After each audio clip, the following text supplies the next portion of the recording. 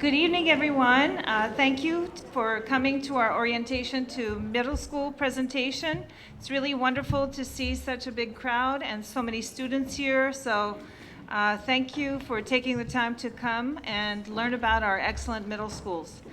My name is Marissa Sarian. I'm in charge of secondary education, so I have the honor and the pleasure of working with 7 fabulous principals who are all here today, and I'd like to take a minute to introduce all of them. We'll start with Dr. Charlie Heaton at McKinley. Let's clap for them. Ms. Lori Tulumian, Elliott. Mr. Garrett Newsom, Sierra Madre. Ms. Trudell Skinner, Blair. Sarah Rachenko, Wilson. Dr. Mark Anderson, Marshall. Dr. Miriam Stewart, Washington.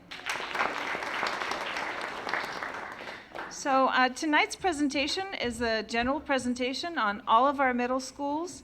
We have 7 excellent options for you, and this is a general presentation on our philosophy and approach in middle school, and you will have an opportunity to ask specific questions of our principals at the end of the presentation. I'd like to thank everyone, Pasadena Public Library for providing this room for us, for our open enrollment office for helping with the setup, and the snacks from Muir Ranch, K-Learn for videotaping. I only brought 30 handouts and we ran out, so I promised to send the PowerPoint to each and every one of you who left me an email address. Okay? So without further ado, Mr. Newsom.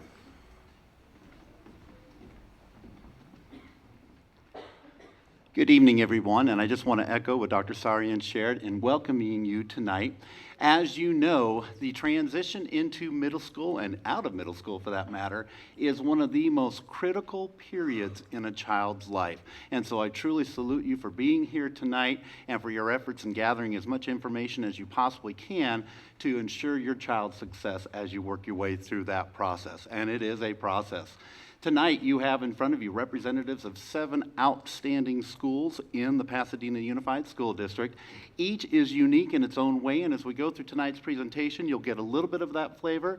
But as Dr. Sarian said, tonight is really about what we all share in common. Because truly, our work for this presentation began several years ago when we came together as a middle school team as part of the Excellent Middle School Initiative.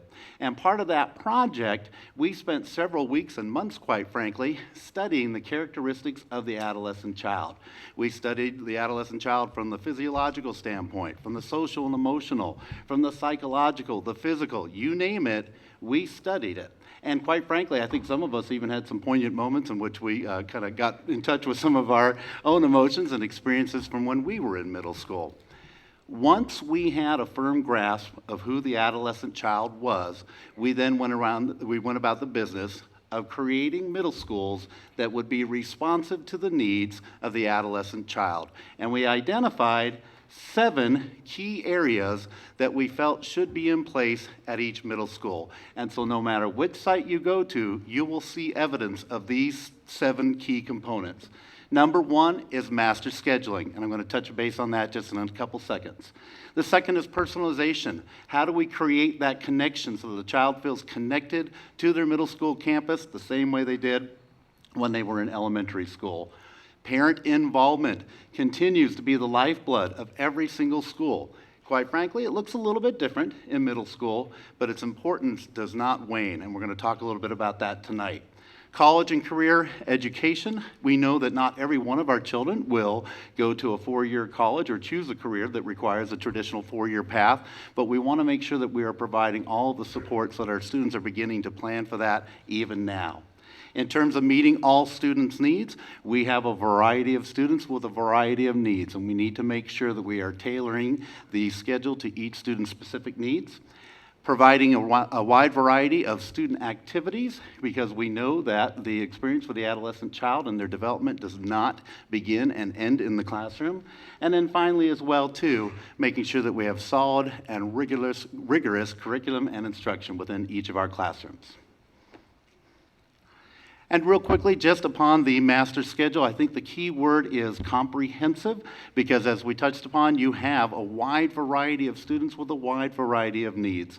And so we have the 4 core academic subjects, of course, of our Common Core Math, Common Core English Language Arts, History, and Science. But within each of those 4 core academic subjects, there are obviously varying levels. There are honors courses that are offered as well to our students.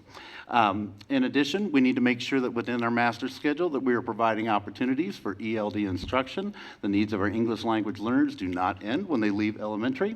Also, too, at each of our sites, our gifted and talented students in the GATE program are clustered together throughout their courses during the day. And in each of the classrooms, regardless of whether you are a GATE student or not, you are receiving GATE level rigorous, I can't say that tonight, I apologize, rigorous instruction. Thank you.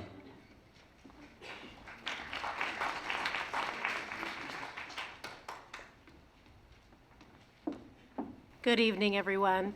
So one of the key components that my colleague just mentioned is the personalization that is absolutely paramount at the middle school level. One of the reasons being is that they're transitioning from elementary to middle school, so they're going from being used to seeing 1 teacher to now seeing 2, 3, 4, maybe even 5 teachers a day. So creating those meaningful relationships at the school site is crucial for the middle school student to feel comfortable. And as you can see here, yes, sometimes the emotions are high at the middle school level. It is that transition time. And all of our sites offer multiple ways to connect to student, being whether they're from advisory, through counseling, parent involvement. All of our sites have wonderful opportunities for parent involvement, including PTA, ELAC, African American Parent Council. These are all ways that parents can be involved in their child's education, and we absolutely encourage you to get involved. Diversity and cultural responsiveness. All of our campuses provide different ways that students can become involved in cultural ways and diverse ways, whether it is a culture club, for example, or some kind of a leadership club. Safe School Ambassadors comes to mind that exists on multiple campuses. So it's important for a student, especially at this stage and this age in middle school, to feel connected to school. Oh, that's it. Okay. Thank you so much. I know, this is a tag team effort. All right, so parent involvement, what does that look like in middle school? It looks a lot different than it does in elementary school. So do not be surprised if your student says, drop me off way down there. I do not want any of my friends to see you or have anything to do with me. So oh, can you go back to that slide? I'm sorry. So just, you can see the research, the number of parent involvement activities that seem to work in elementary school are very different from secondary school, because it seems like a punishment to have your parent on the campus as opposed to a reward. But don't worry, because we have opportunities and ways you can be involved. And you'll be cool again. Yes, you will eventually get cool again in high school, maybe, but during middle school, no. Communicating expectations for achievement, that's very important, that as the parent, whether you're at school, a lot of the things that happen for parent involvement, you don't necessarily have to be at the school to be actively involved in your student's education. So making sure that their student achievement, we have parent portal, which is very important. It's beginning to be used, the grade book at the elementary school level, and all of the teachers at the middle school and high school level use the grade book, where you can track your students' progress, you can see what assignments they have, and that's very important so you can keep up with them. Linking the school content and the child's interest to your outside activities. I skipped the learning strategies. We really want to instill in our students a growth mindset that no matter where they are in their point, they all learn differently. So how one student learns is different than how another student learns, but everybody can learn, and whether they're at their own pace, and using that growth mindset. Preparing for your college education at the middle school level, we have a program called Naviance. They're beginning to use it, and also a college and career readiness activities for our 8th grade students. That's actually a curriculum that's taught to the students. And again, fostering those career aspirations. Oh, so here's some of the stuff I just talked about. Parents as partners, definitely we're your partner. Building that homeschool relationship. We have the the various committees that my colleague spoke about. We still have PTAs at the middle school level, school site councils, African American parent councils. We have our English Language Advisory Council. In addition, we have booster parent-teacher conferences, field trip opportunities for parents, workshops, again, the parent portal, that's our ABI, parent rooms, and all of our schools have community assistants to help either with language and to help you connect the community resources with the school and home. Okay, thank you.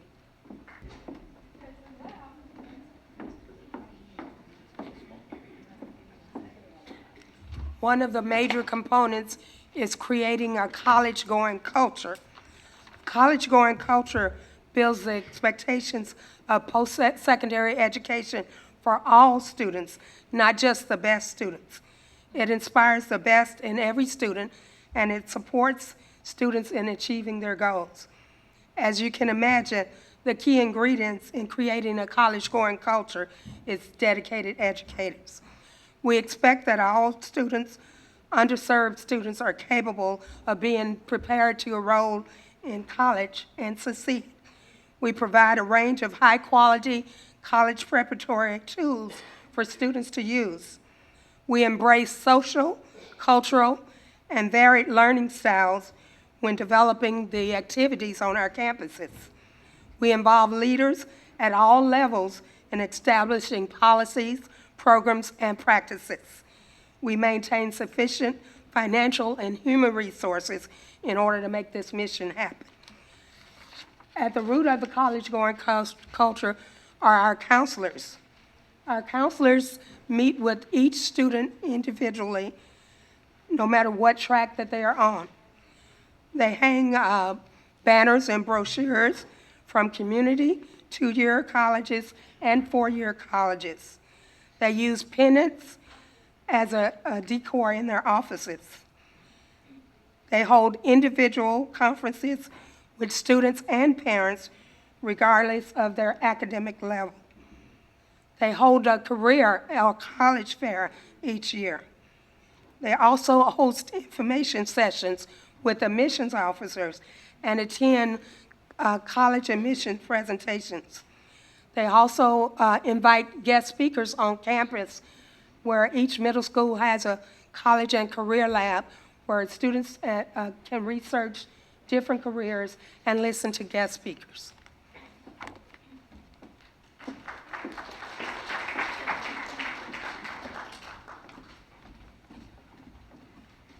And so at our schools, we serve a myriad of student populations, from special educational students or students in need of special educational services, gifted and talented students, African American students, English language learners. And so at the core of how we build our program is definitely equity. And what we want to make sure is that every kid gets his or her needs met.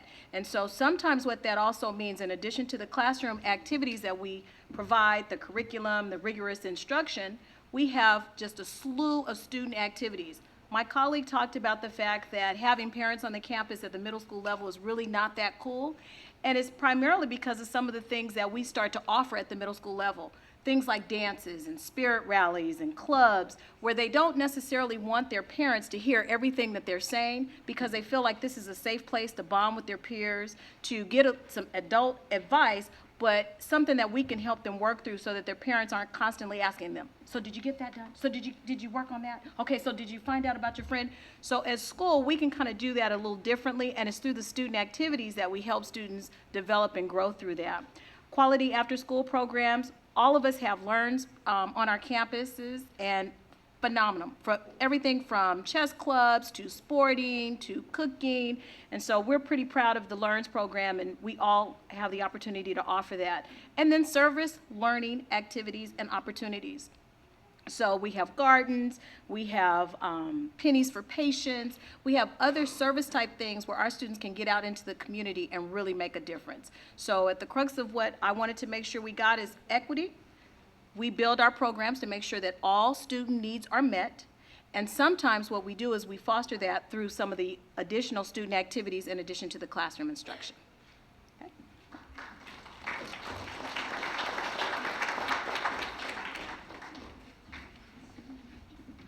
One of the best parts of coming to a middle school is you get to change teachers during the day. And lockers, that's always, kids are excited about their lockers. But when we go and we give our instruction now, there's a big focus in our language arts. There's going to be an increase in your nonfiction reading and writing. It goes from about 30% at the elementary level all the way up to about 80% by the time you're graduating high school. So in middle school, it's about 50% nonfiction, only 50% fiction. We see a large increase in reading technical documents when you're in your history and your science classes. So we don't just read to memorize facts, we read to analyze, to write papers, to use that data into our papers. As we go through as well, the assessment and grading policies, they're changed slightly from teacher to teacher, but again, as one of the colleagues said before, all the teachers post on their grades online, so you could follow and you can keep track of what the grading is. We have opportunities for acceleration, opportunities for students to stay on level at all of the schools. We're often asked a lot about homework. That's, go home, it's like the big stress, right? Homework, we gotta get homework done. So we could go do our violin lessons, our soccer, and all that stuff afterwards too. Most middle schoolers, and it really, I'll say this before I say how long it takes, it's really dependent on your child. Sometimes, because we work with a lot of middle schoolers, if this is your kid, you come home and you say, let's get started on homework. And it takes 30 minutes for them to get out the notebook, organize their paper straight, get 4 colored pencils right in a row, and then finally write their name on and the paper's half crumpled. It's going to take that child a little bit longer. Some kids are really quick and they can do it efficiently. Organization, you see it kind of, that gap start to widen a little bit in middle school. So if you're in a typical middle school class, you wouldn't expect more than an hour of homework per night overall for all your 6 classes for a typical middle schooler. However, a lot of people, hey, I have a really smart child, they're going to do great things, I want to put them in one of the advanced classes at any of these schools. For those ones, you can expect a lot more homework. It's kind of the payoff. You're going to go into a more advanced class, you're going to get a push. It could be, some nights it's 6 hours of homework. Some nights it's homework over the weekends. But it's a payoff. You could stay on grade level, and that's fine. But if you want to accelerate above your grade level, if you want to really push, expect more work. That's part of what happens. And again, it's really dependent on your child. I often tell the story, I had 2 parents come in to talk to me one day. And one of them said, this project your teacher's giving is ridiculous. We were up till 2 a.m. working on it last night just to get it done. And I said, okay. No joke. The parent left, a new parent walked in, was talking about something else. She said, oh, that project, my daughter just loved it for this class. We got it done in 30 minutes. They both got the same grade. So again, it depends on family structure and how you structure your time at home. There is differentiated instruction. Ms. Skinner talked about we want all kids to be successful. So we're going to make sure if your child is struggling and they're learning, we're going to provide that support for their successful, because our goal is high school graduation and beyond, that they have a choice. So I'm always working with kids that you can graduate high school and have a choice. We don't want to confine you to just limited possibilities. So if we work hard and give them those skills, they could choose to go to college or they could choose to go into a career or workplace field. But our goal is to give your child choices by empowering them with the knowledge through this curriculum. There is a large increase in technology at all the middle school campuses. So you will see a lot of Chromebooks, a lot of work in Google Docs, etc. And I know kind of the thing all parents ask is, how old do you get a child a cell phone? But that cell phone becomes like, the child's very possessive of it in middle school. So technology, sometimes it's a give and take. We got to teach them how to interact with each other, but we also are going to do a lot of work with technology. We'll do a lot of group projects, technology-based, so you don't go to each other's house anymore. You just meet at the same time at home on the internet to do that. Next one is just all of it. That's all of it. Thank you very much. You're a wonderful audience.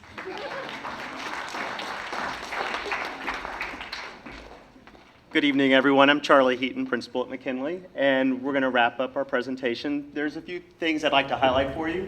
There are 7 middle schools. Each school is unique by culture and programming initiatives. If you look at the numbers, 2 of the schools are 6 through 12 campuses. McKinley is a TK through 8 campus. So depending on the school, there's different amount of openings. I can speak for my school. There's very few openings in 6th grade because our 5th graders are moving up. So I encourage you to explore the school's webpage and also find a time, and visit the school and be sure to ask the principals and take a look at the classrooms and take an opportunity for your child to connect with students at the school to see what the experience is like. And so we have our tour days and times up here. And I think I can speak for most of us up here.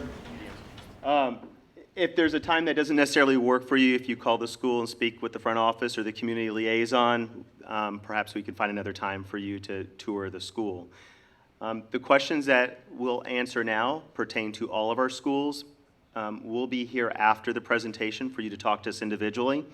Or, like I said before, you can visit our school and ask questions. All right, well, I thank everyone for coming out this evening. My colleagues and I will be available to talk with you individually. I know there are many questions that you have that are particular to a unique campus, and we'd be happy to talk with you. I also encourage you to schedule time to come out and see our campuses. Each campus, like I said, has its own unique culture and its own unique programming, and it really depends on what your family, what you are looking for your child. So when you come for a tour, be sure to bring your questions. We're always very excited to answer those. Thank you, everyone, for coming out this evening. Have a good evening.